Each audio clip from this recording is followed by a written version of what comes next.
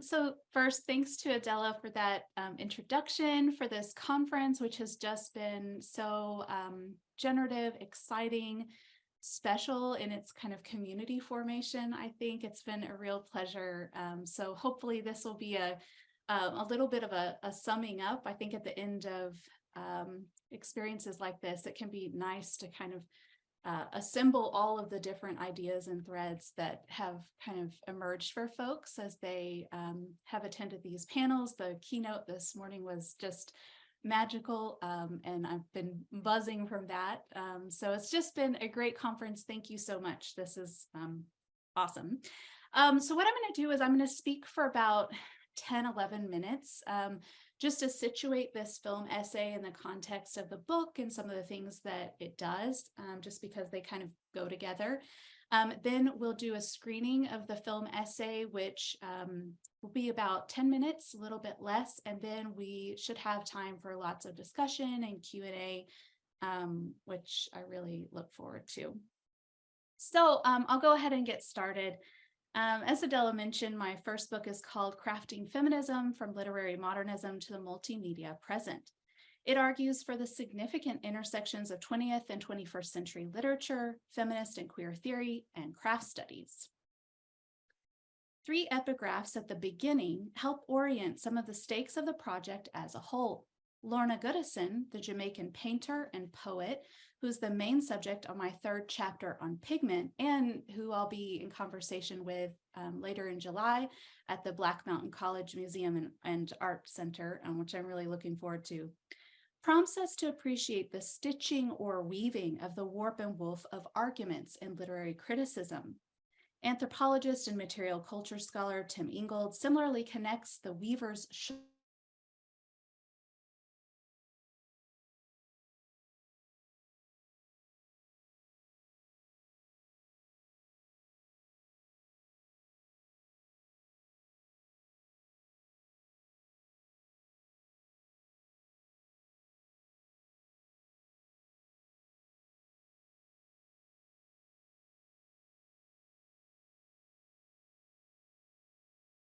I was interested in bridging theory and practice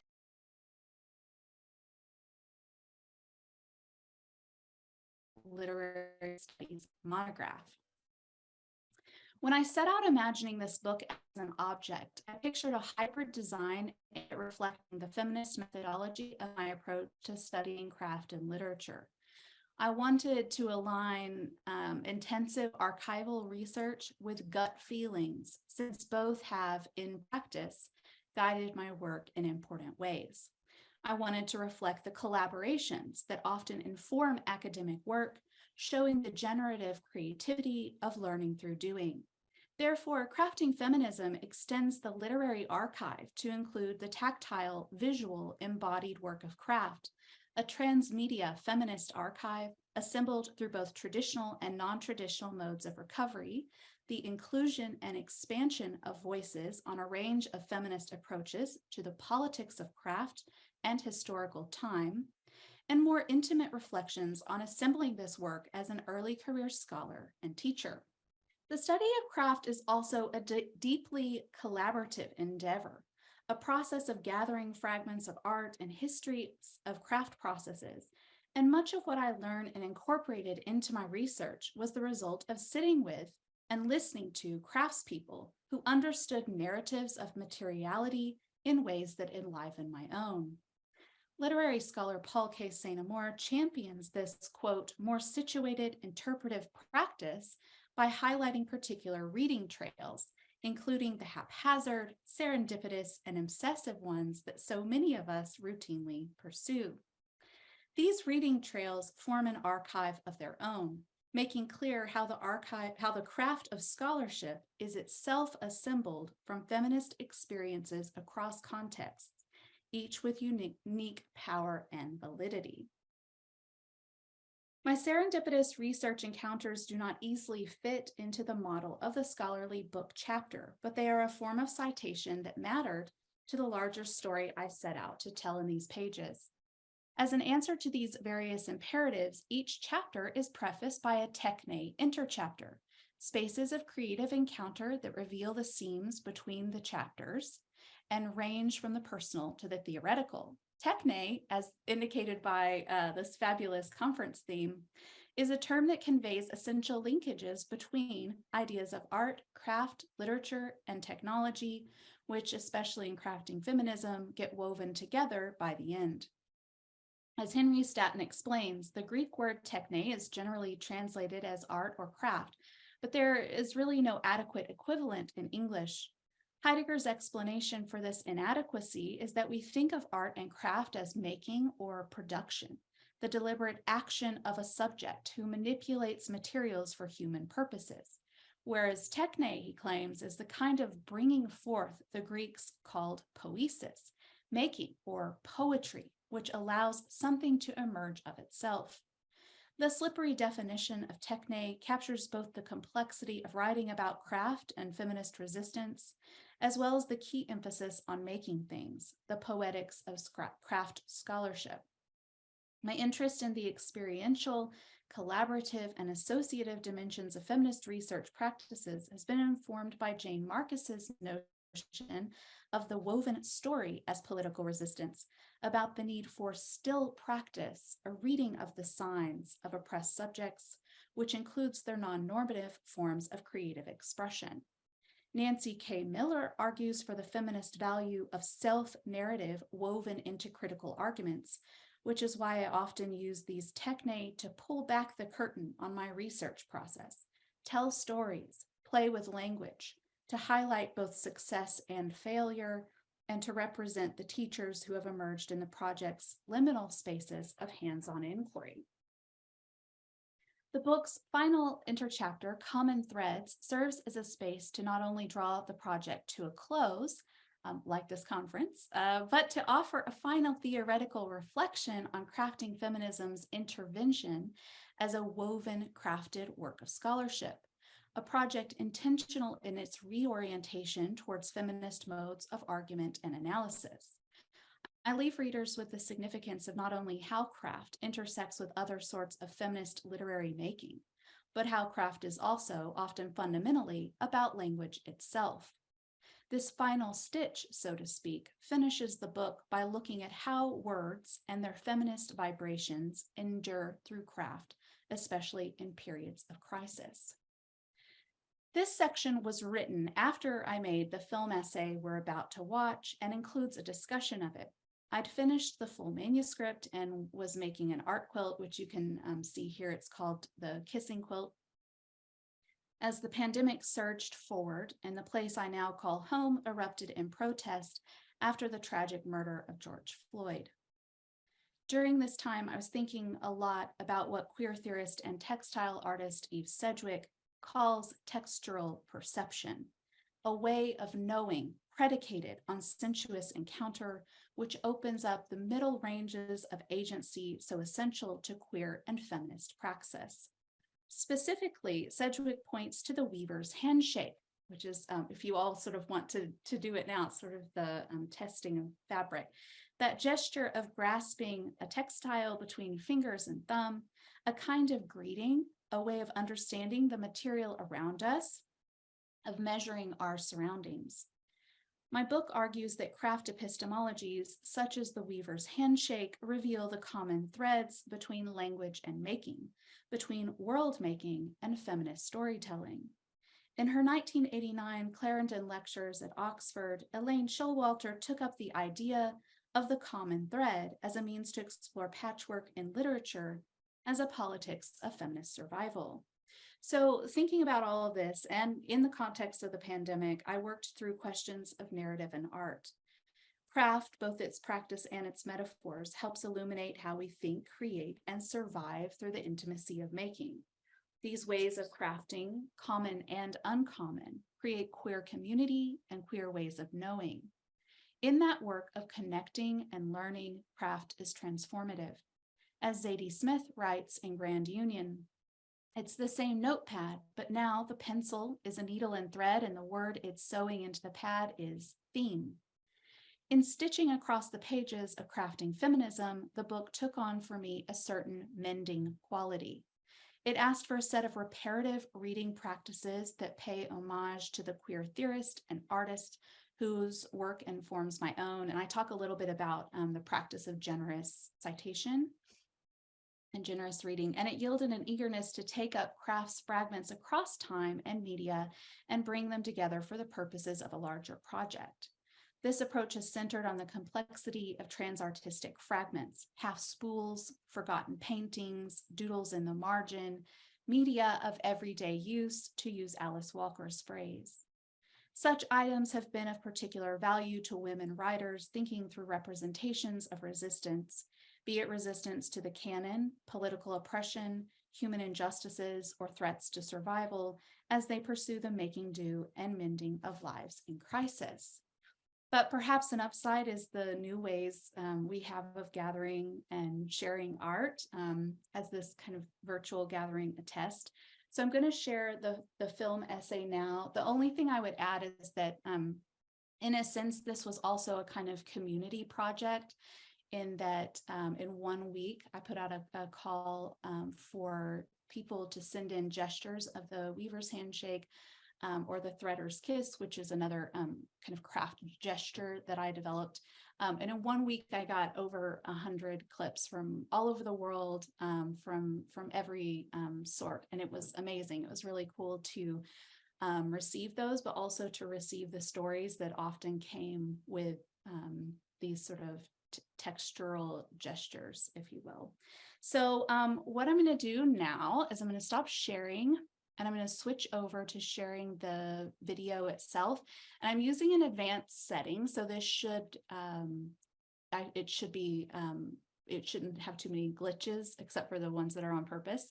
But if you run into any trouble, we're also going to put a link in the chat, which will have, will take you to the film essay that kind of lives in another place. So let me share this now.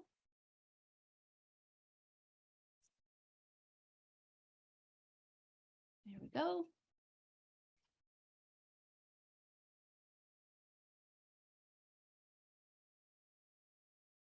Okay. That showing? I can't see it yet. See, do you hear the sound?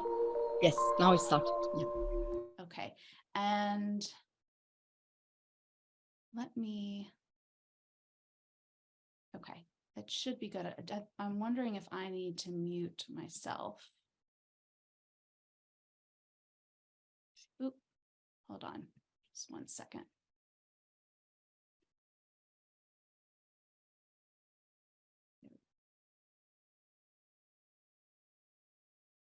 Okay, this should work.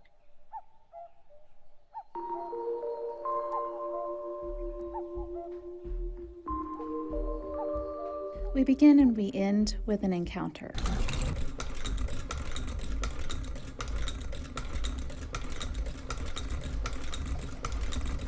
Hello, goodbye, kiss, kiss. A hand waves out the window.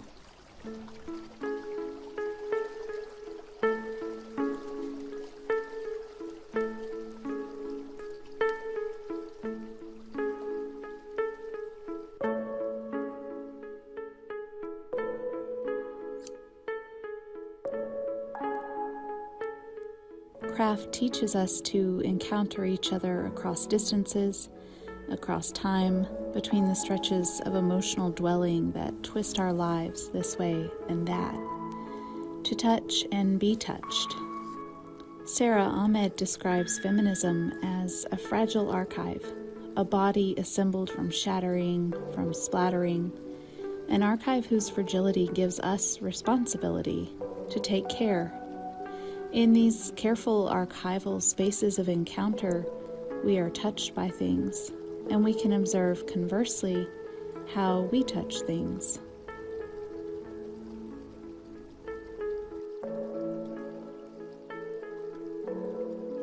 The history of craft teaches us to touch, to be touched, to make and be made, to archive the threads running between public and private, to mend fragile things, to encounter one another through our materials and the rituals of making.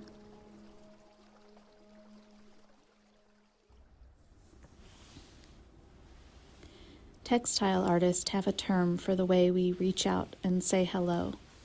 It's called the weaver's handshake. Eve Sedgwick describes how important this gesture becomes to the testing of our surroundings, a measure of our safety, our well-being, our connections made legible in the way a fabric person will skip the interpersonal formalities and move directly to a tactile interrogation of what you're wearing. The feel of fiber between my thumb and fingers is a gesture learned from her grandmother, who taught her to crochet and embroider. It's the rub of reality. These days, our encounters may feel less tactile, more disconnected than ever, but makers continue to weave their work around questions of intimacy in a time of distance, picking out the threads of collective well-being, mending the social fabric.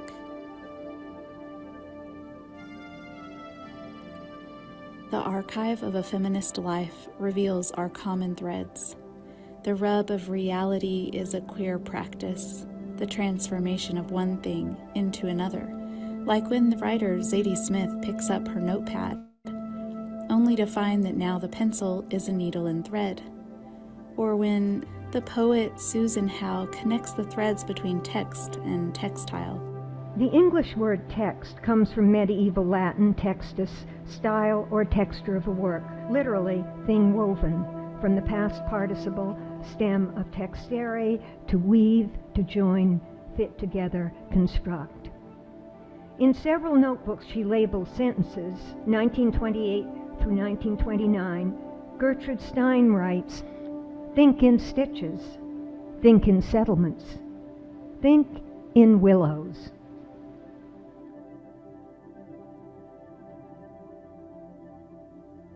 Craft, both its practices and metaphors, illuminates the ways in which we think and create, surviving together through the intimacy of art making. It is the queer encounter of texture, the desire to reach out, to touch, to run your hand across a surface, to connect, caress.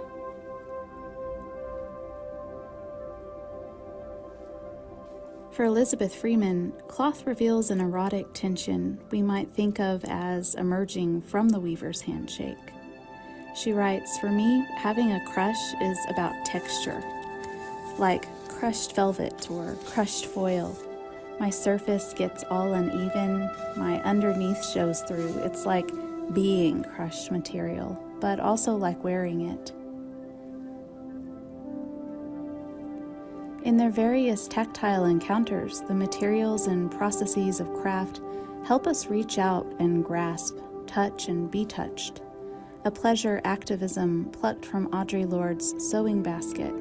The erotic is a resource within each one of us that lies in a very deeply female and spiritual plane.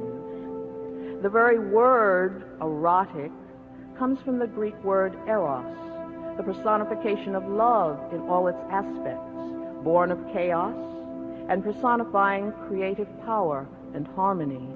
For once we begin to feel deeply all the aspects of our lives, we begin to demand from ourselves and from all our lives' pursuits that they feel in accordance with that joy which we know ourselves to be capable of.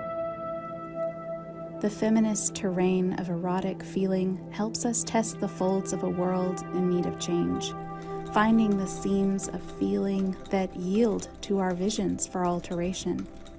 We are crushed in that beautiful grasp, the possibility of a different, better world. If we begin with the weaver's handshake, how to say farewell.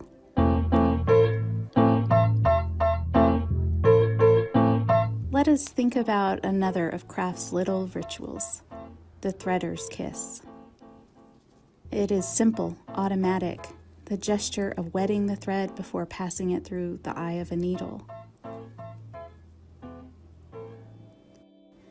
We think in threads all the time, trying to follow a thread of thought, reading down a Twitter thread, hanging on by threads, or, a lot lately, fraying at our very edges.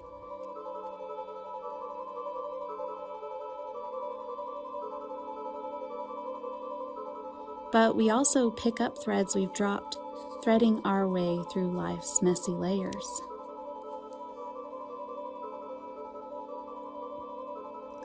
The threader's kiss unlocks our process. It is longing turned to action, the desire to create made manifest in the sewer's quick peck.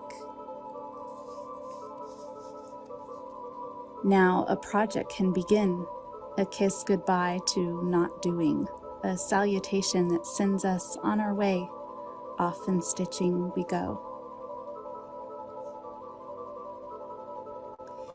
Craft pushes us to value the process of making over and beyond a finished product. This liminal space of production, lined as it is with all this haptic, queer potential, has always been a vital site of subversive feminist praxis. Comparing the movement of skin on skin to the interplay of warp and weft, Catherine Dormer asks us to consider gestures such as the caress as a form of porous communication. We touch the skin of cloth, pinching it, testing its density, caressing it with an almost innate desire to know more. Threading a needle, we bind cloth to cloth, the made thing being made again. Craft opens the lines of porous communication through its sensuous tactility, but also in its communal tenacity, its enduring insistence on connection.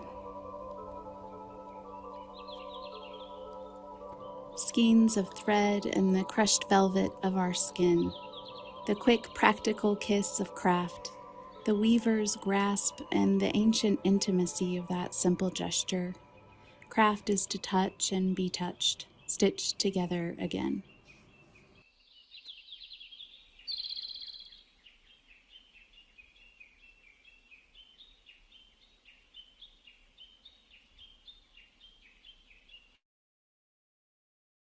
Okay, great. So that's it. that's the Weaver's Handshake. I'd love to have a discussion or questions, or to know if that kind of provoked connections for people from things that have kind of come up in the conference as a whole, or the book also. I think it was, I felt it was important to kind of connect those two projects just because they came from one another, but also I think they're trying to kind of speak to issues of kind of the formal shapes that scholarship can take when we're doing this kind of work. So I wanted to kind of bring those up together and sort of in conversation as well. So I'm happy to answer book questions too.